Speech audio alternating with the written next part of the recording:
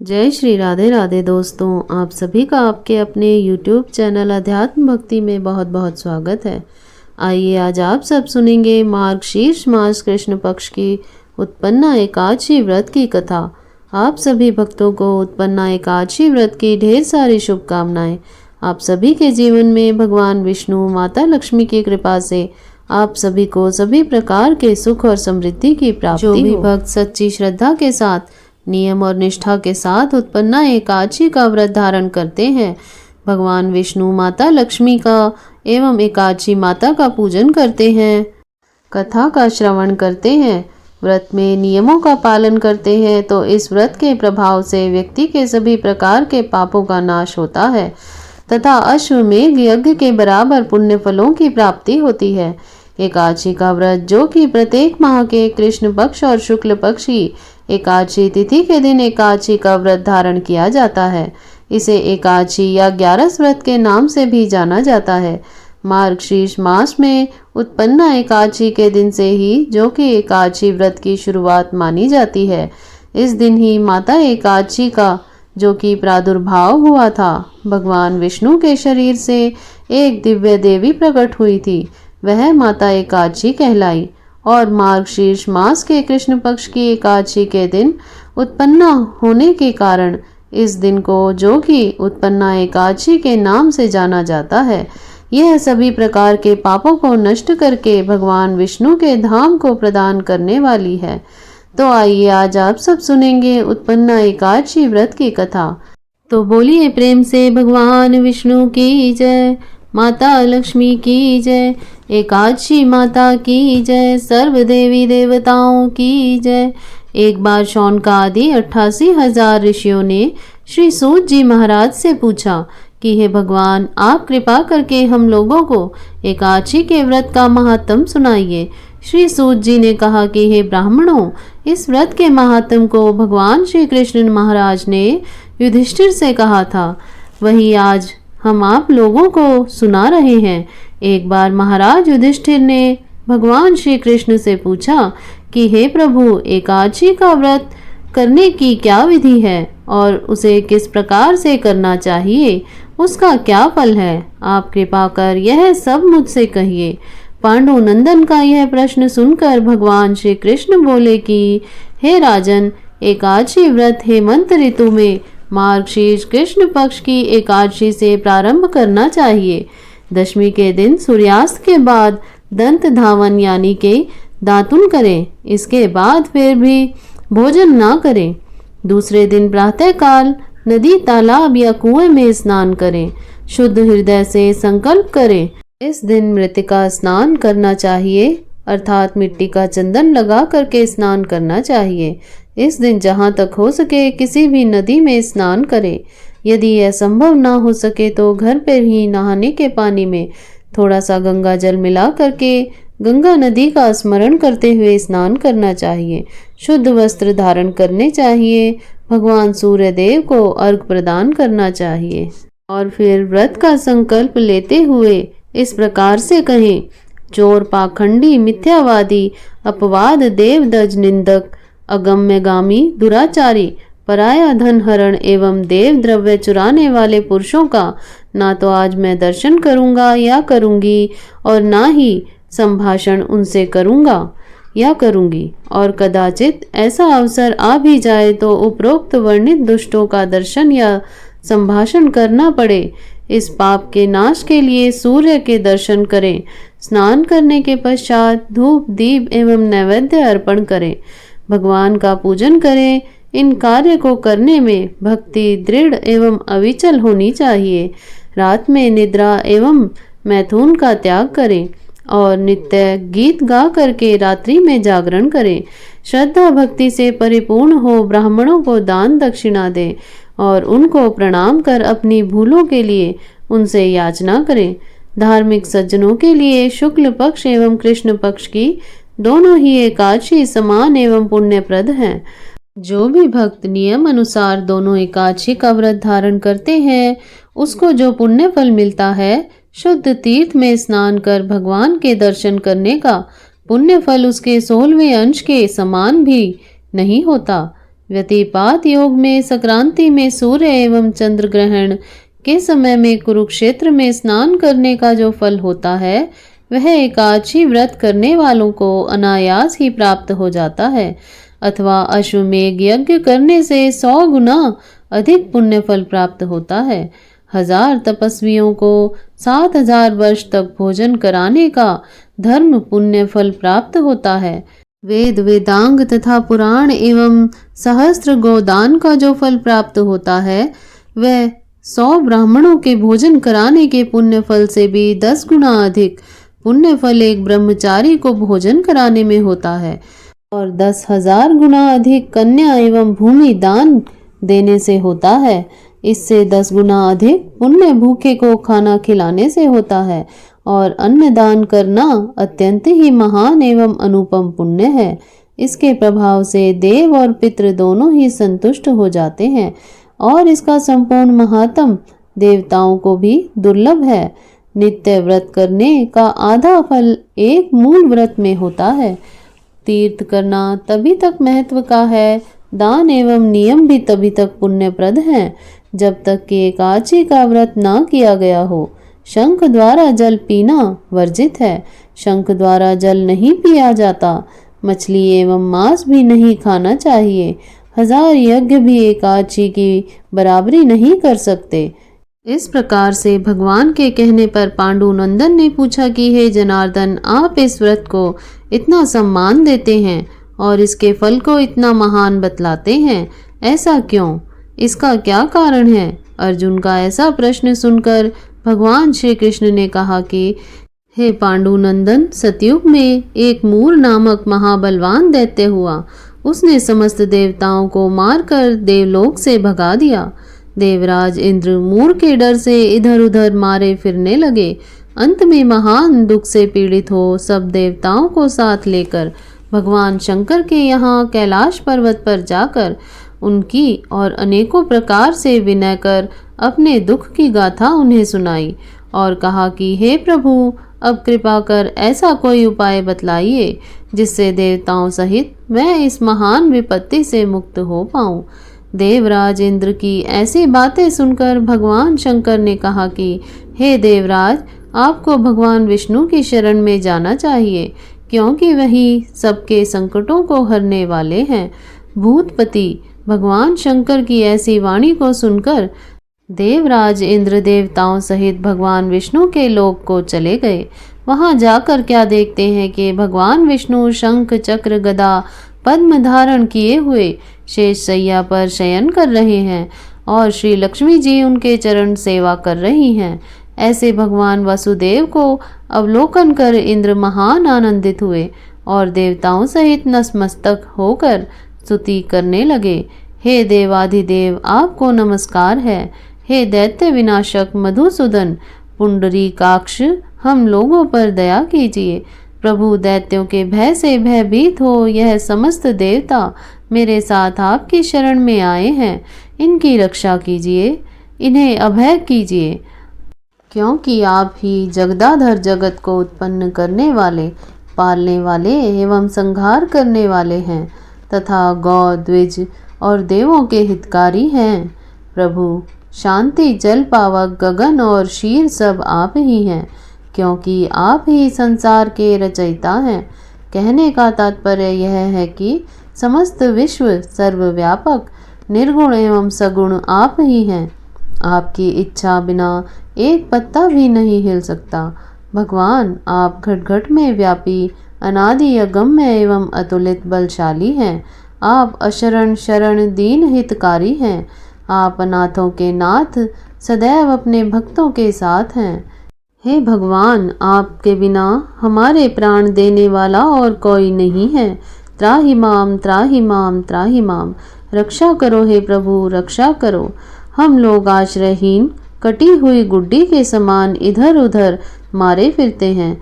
अस्तु, हमें अभय दान दीजिए। देवराज इंद्र सहित देवों की इस प्रकार की विनय सुन भगवान विष्णु प्रसन्न हो गए और उनसे बोले कि हे राजा, क्या बात है? आप लोग इतने भयभीत क्यों हैं? आप लोगों को किसने सताया है? आप समस्त वृतांत मुझसे कहिए और भयहीन होकर निर्भय हो जाइए। भगवान विष्णु को सदैव देखकर देवराज इस प्रकार कहने लगे कि हे भगवान, पूर्व काल में ब्रह्मवंशोत्पन्न एक नाड़ी जंग नामक महाबलशाली दैत्य था और सभी देवताओं को महान कष्ट देता था। उसी का पुत्र अब जिसका नाम मुर है और जिसकी राजधानी चंद्रावती है, अपने पिता से भी बलवान है। अपने अनुपम बल और अलौकिक तेज से कारण वह संपूर्ण विश्व पर विजय कर देवताओं को देवलोक से निकाल देने में सफल हो गया और सभी देवताओं का स्थान स्वयं ही ग्रहण कर लिया। भगवान इंद्र, वरुण, यम, कुबेर सब कुछ वही है और आज व्योम पर प्रखर मार्तंड के समान त्रिलोकी को तपा रहा है।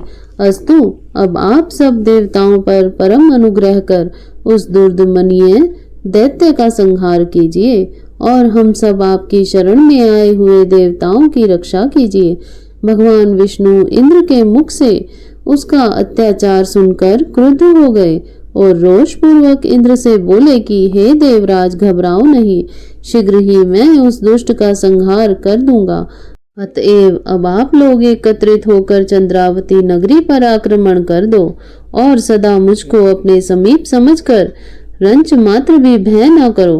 भगवान की ऐसी आज्ञा पाकर देवराज इंद्र ने देवताओं को साथ लेकर चंद्रावती नगरी को आ घेरा। समाचार पाकर दैत्य मोर भी अपनी सेना से उससे युद्ध करने लगा।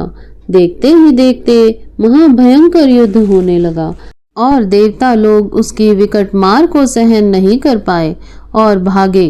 दैत्य ने भागते हुए देवताओं को मारने की इच्छा करके उनका पीछा करना चाहा, परंतु उसी समय भगवान विष्णु शंख, चक्र, गदा एवं पद्म धारण किए हुए वहां आते हुए दिखाई पड़े। उनको देखते ही सब के सब उन्हीं के ऊपर टूट पड़े। भगवान विष्णु ने भी अपने दिव्य अस्त्रों द्वारा राक्षसों का संहार करना आरंभ कर दिया। यद्यपि भगवान विष्णु के दिव्यास्त्रों द्वारा दैत्यों का अनुवरण संहार हो रहा था, तथापि दैत्यराज मूर निश्चल और वीरता पूर्वक संग्राम भूमि में युद्ध करता रहा। भगवान विष्णु के दिव्य एवं तेजवान अस्त्र भी दैत्यराज के शरीर पर लग लग कर व्यर्थ होने लगे। अपने अस्त्रों को असफल होते हुए देखकर भगवान विष्णु को अत्यंत क्रोध हुआ और उन्होंने अस्त्र शस्त्रों को एक और फेंक दिया और उससे लिपट गए और फिर मूर दैत्य से मल्ल युद्ध करने लगे, परंतु अत्यंत परिश्रम करके भी वे दैत्यराज को पराजित नहीं कर सके। जब भगवान बहुत थक गए तब उन्होंने बद्रिकाश्रम की ओर चले गए और वहां जाकर बहुत ही जीर्ण हो गए। तब एक गुफा देखकर उसमें प्रवेश कर गए। उस गुफा का नाम हेमवती था। भगवान विष्णु वहां जाकर सो गए। पीछा करता हुआ दैत्यराज मूर भी वहां पर आ पहुंचा और भगवान विष्णु को वहां निर्भय सोता हुआ देखकर उन्हें मारने के लिए आगे बढ़ा कि दानवों के परम शत्रु विष्णु को मारकर दानवों को सदा के लिए निष्कंटक बना दूंगा। उसी समय भगवान विष्णु के शरीर से दिव्यास्त्र को धारण किए हुए एक स्त्री उत्पन्न हुई। आगे बढ़कर दैत्यराज से युद्ध करने लगी। दानवराज उस स्त्री का अस्त्र संचालन देखकर चकित हो गए और सोचने लगे कि रुद्र के समान पराक्रम वाली यह उग्र रूप धारण स्त्री को किसने उत्पन्न किया है, जिसके बाण इंद्र के वज्र के समान से भी भीषण और संघातक है। मुहूर्त मात्र में ही उस कन्या ने दानवों की सेना को नष्ट कर डाला। तब दानवराज ने अत्यंत वेगपूर्वक आक्रमण किया, परंतु उसने दानवराज के समस्त अस्त्र शस्त्र बेकार कर दिए, उसे एकदम विरत कर दिया। तब वह अत्यंत क्रोध कर मल्ल युद्ध करने के लिए उनकी ओर बढ़ा, परंतु यह भी न हो सका क्योंकि उस कन्या ने एक ही घूंसे में उसे पृथ्वी पर पटक दिया। वह पुनः ही आगे बढ़ने के लिए उठा। यह देखकर उसने दानवराज का मस्तक काट दिया और फिर वह मूर दैत्य का धर वहीं पर गिरकर छटपटाने लगा। साथ ही दैत्यगण पाताल लोक में भाग गए। उसी समय भगवान विष्णु की निद्रा भंग हुई और वह उठकर बैठ गए। तब वह कन्या हाथ जोड़कर भगवान विष्णु से कहने लगी कि हे भगवान, आप मुझे क्या आज्ञा देते हैं। उसके ऐसे वचन को सुनकर भगवान विष्णु अत्यंत प्रसन्न हुए और बोले कि हे देवी, आप कौन हैं? इस दुष्ट राक्षस को मारकर मुझे किसने प्राण दिया है? भगवान विष्णु के ऐसे वचन को सुनकर उस कन्या ने कहा कि हे प्रभु, यह शूद्र कार्य आपके अंश से उत्पन्न मैंने ही किया है। हे शत्रु दमनकारेण, मैं आपकी ही शक्ति हूँ। उसके ऐसे वचन को सुनकर भगवान विष्णु बोले कि हे निष्पाप, इस दैत्य को मारने से मैं तुम पर अत्यंत प्रसन्न हूँ, क्योंकि तुमने समस्त देवताओं को अभय कर दिया है। अतः अब तुम मनवांछित अपने वरदान को मांगो। भगवान के ऐसे वचन को सुनकर वह कन्या बोली कि हे भगवान, यदि आप सचमुच मुझ पर प्रसन्न हैं और वर देना ही चाहते हैं तो कृपा कर यही वर दीजिए कि आज का यह दिन मेरे ही नाम से प्रसिद्ध हो और आज के दिन व्रत करने वाले को मैं समस्त पापों से मुक्त कर सकूं और उपवास का आधा पुण्य एक बार भोजन करने एवं रात्रि भोजन में भी प्राप्त हो और अपनी इंद्रियों को दमन कर मेरे संपूर्ण दिन व्रत करने वाले को विष्णु लोक की प्राप्ति हो। भगवान ने कहा, एवं अस्तु, अर्थात ऐसा ही होगा। तुम एकादशी तिथि को उत्पन्न हुई हो, अतएव तुम्हारा नाम एकादशी ही होगा। एकादशी व्रत करने वाले के सारे पापों को नष्ट कर मैं परम पद दूंगा, क्योंकि तृतीया, अष्टमी, चतुर्दशी और एकादशी तिथियां मुझे अत्यंत प्रिय है। इस प्रकार वरदान देकर भगवान विष्णु अंतर ध्यान हो गए और एकादशी मनवांछित वर पाकर अत्यंत ही प्रसन्न हुई। हे पांडुनंदन, एकादशी व्रत करने वाले से मैं अत्यंत ही प्रसन्न रहता हूँ। उसके शत्रुओं का सदैव ही संहार करता हूँ और उसे उत्तम पद प्रदान करता हूँ। एकादशी की उत्पत्ति का वृतांत मैंने तुमको सुना दिया।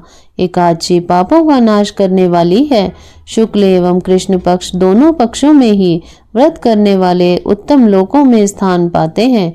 एकादशी का व्रत करने वाले एवं भगवान विष्णु की एकादशी व्रत महात्म की कथा को सुनने और सुनाने वाले दोनों ही धन्य हैं। उनको अश्वमेध यज्ञ का फल अनायास ही प्राप्त होता है। जो परम वैष्णव हैं और भक्ति पूर्वक भगवान विष्णु की कथा को श्रवण करते हैं, वे अपने 3 कोटि पुरुषों के साथ विष्णु लोक में स्थान को पाते हैं। एकादशी महात्म का अंश भी सुनने वाला ब्रह्म हत्या आदि पापों से छूट जाता है और संसार में ना वैष्णव धर्म के समान कोई धर्म है और ना एकादशी के समान कोई दूसरा व्रत है। इस प्रकार से मार्गशीर्ष मास उत्पन्न एकादशी की कथा पूर्ण हुई। तो बोलिए प्रेम से भगवान विष्णु की जय, माता लक्ष्मी की जय, एकादशी माता की जय, श्री कृष्ण भगवान की जय, सर्व देवी देवताओं की जय। आइए अब सुनते हैं एकादशी माता की आरती। ओम जय एकादशी माता, विष्णु पूजा व्रत को धारण कर शक्ति मुक्ति पाता। ओम जय एकादशी माता, विष्णु पूजा व्रत को धारण कर शक्ति मुक्ति पाता। तेरे नाम गिनाऊं देवी भक्ति प्रदान करनी, गण गौरव की देनी माता शास्त्रों में वर्णी। ओम जय एकादशी माता, विष्णु पूजा व्रत को धारण कर शक्ति मुक्ति पाता। मार्गशीर्ष के कृष्ण पक्ष की उत्पन्ना, विश्व तारिणी जन्मी, शुक्ल पक्ष में हुई मोक्षदा मुक्ति दाता बन आई। ओम जय एकादशी माता, विष्णु पूजा व्रत को धारण कर शक्ति मुक्ति पाता। पौष के कृष्ण पक्ष की सफला नामक है, शुक्ल पक्ष में हुए पुत्र दानंद अधिक रहे। ओम जय एकादशी माता, विष्णु पूजा व्रत को धारण कर शक्ति मुक्ति पाता। नाम षट तीला माघ मास में कृष्ण पक्ष आवे, शुक्ल पक्ष में जया कहावै, विजय सदा पावै। ओम जय एकादशी माता, विष्णु पूजा व्रत को धारण कर शक्ति मुक्ति पाता। विजया फागुन कृष्ण पक्ष में शुक्लामल की, पाप मोचनी कृष्ण पक्ष में चैत्र महाबल की। ओम जय एकादशी माता, विष्णु पूजा व्रत को धारण कर शक्ति मुक्ति पाता। चैत्र शुक्ल में नाम कामदा धन देने वाली, नाम बरूथनी कृष्ण पक्ष में वैशाख माह वाली। ओम जय एकादशी माता, विष्णु पूजा व्रत को धारण कर शक्ति मुक्ति पाता। शुक्ल पक्ष में होए मोहनी अपरा, ज्येष्ठ कृष्ण पक्षी, नाम निर्जला सब सुख करनी, शुक्ल पक्ष रखनी। ओम जय एकादशी माता, विष्णु पूजा व्रत को धारण कर शक्ति मुक्ति पाता। योगिनी नाम आषाढ़ में जानो, कृष्ण पक्ष करनी, देवशयनी नाम कहायो, शुक्ल पक्ष धरनी। ओम जय एकादशी माता, विष्णु पूजा व्रत को धारण कर शक्ति मुक्ति पाता।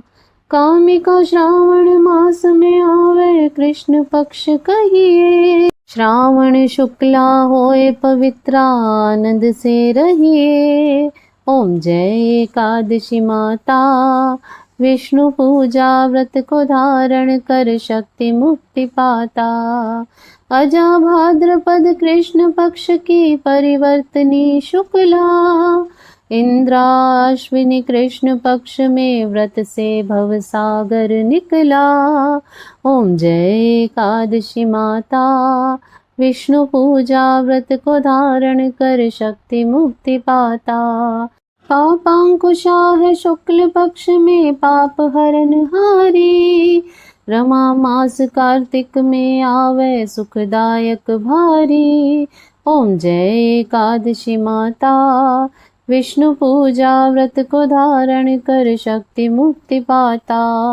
देवोत्थाने शुक्ल पक्ष की दुख नाशक मैया, पावन मास में करो विनती पार करो नैया। ओम जय एकादशी माता, विष्णु पूजा व्रत को धारण कर शक्ति मुक्ति पाता। परमा कृष्ण पक्ष में होती जन मंगल करनी, शुक्ल मास में होए पद्मनी दुख दरिद्र हरनी। ओम जय एकादशी माता, विष्णु पूजा व्रत को धारण कर शक्ति मुक्ति पाता।